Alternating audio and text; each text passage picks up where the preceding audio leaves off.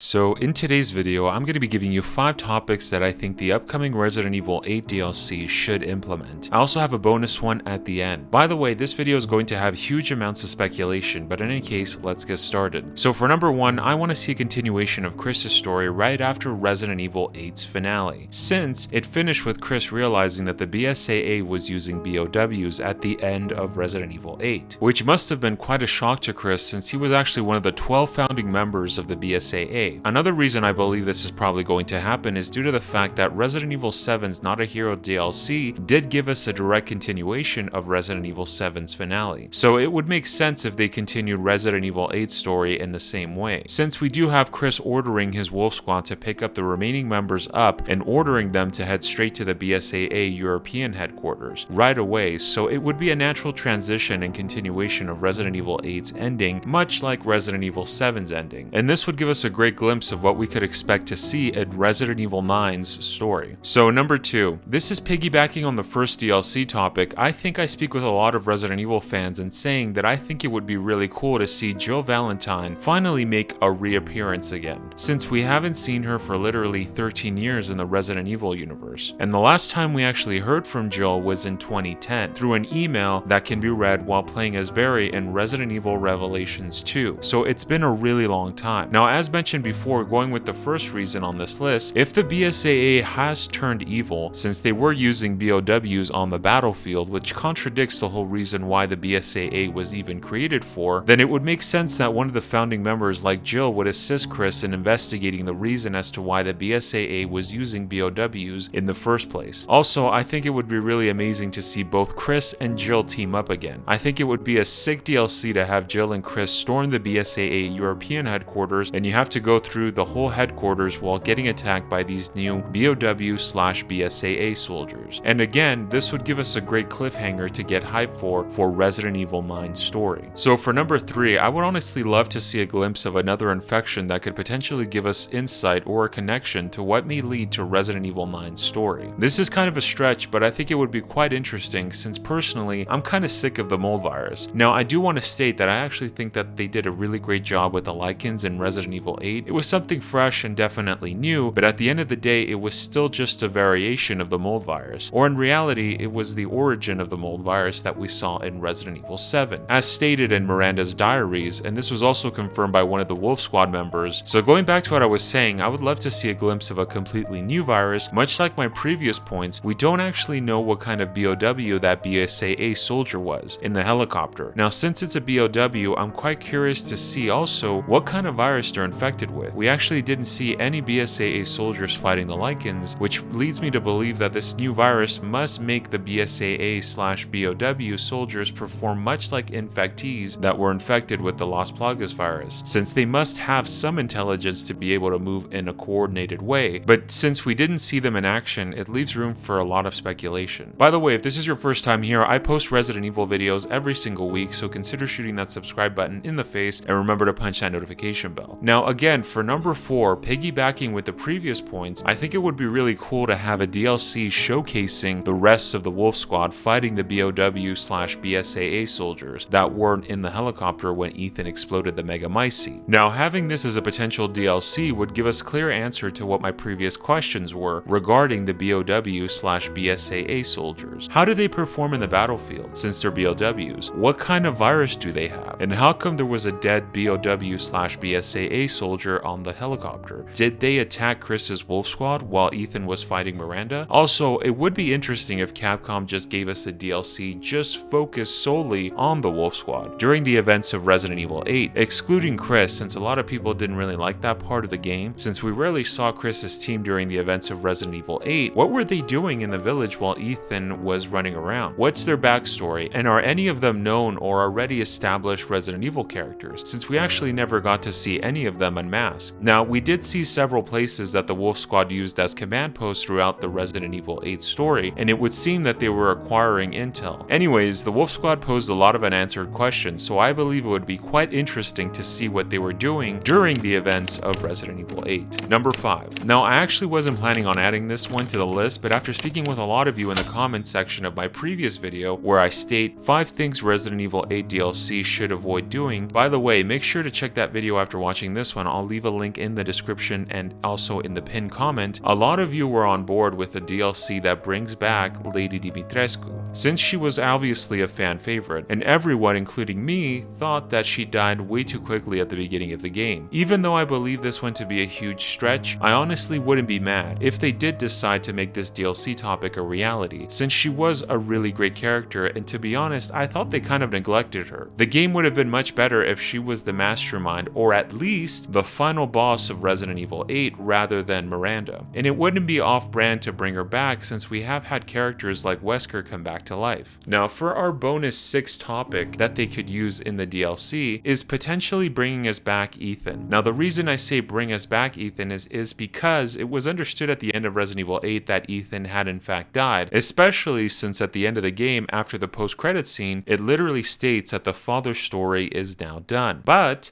we didn't actually see Ethan die. We didn't see his lifeless body. The last glimpse of Ethan we actually got was Ethan clicking the detonator of the C4 that Chris planted on the Megamycete. Though if we look at the scene, there's a weird edit that occurs. When Ethan clicks the button to detonate the C4, it transitions to Chris entering the helicopter and handing Rose to Mia, but we don't hear the explosion right away. Now, the reason I say that there's a weird edit is because you would think that as soon as the transition of the scene switched to the helicopter, we would already get that huge explosion that occurs right away, keeping both scenes cohesive, but that isn't the case. Weirdly enough, Chris and Mia speak for a couple more seconds, so it does leave room for speculation. Maybe something went wrong with the detonator and Ethan had enough time to go somewhere safe. I could see the developers going this route, though it is a huge long shot in my opinion. If anything, I'm just throwing Ethan a bone here, but in reality, I believe there's a lot more evidence to suggest that Ethan is in fact dead. But there is one thing that could assist this theory. When Ethan leaves the merchant's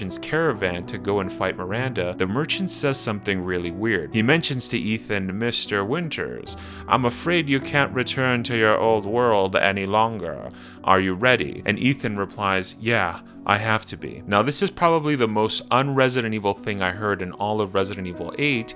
Like, what is Ethan from another world now? Like, what does that mean? If anything, what the merchant said makes it sound as if the merchant will bring Ethan to live in a magical world where there's a bunch of people that are also infected. Almost as if Ethan defeats Miranda, does that mean he can't live a normal life like a human anymore? Since Ethan just found out in the previous scene that he's actually infected with the mold virus. Though, that makes no sense since Ethan has been living a normal life for quite some time already. Also, Rose and Mia also have the same infection. Also, when has that ever been the case in Resident Evil, where someone can't live in the human world just because they've bonded with the virus? Wesker, Sherry, and Jake did just fine. So to this day, I'm still really confused about this. To me, it just sounds like horrendous writing, and I'm probably overthinking this, but I think the merchant is suggesting that after Ethan fights Miranda, it would seem like he has to go into hiding. But let me know your thoughts. Well, I hope you guys enjoyed the video. It would actually really help out the video if you guys could knife that like button so that the video can reach more people. And if the Resident Evil 8 DLC still hasn't released yet as of watching this video, then make sure to watch my previous video where I predict when we can expect to receive it. Thank you so much for watching, and I'll see you guys in the next one when you return to the world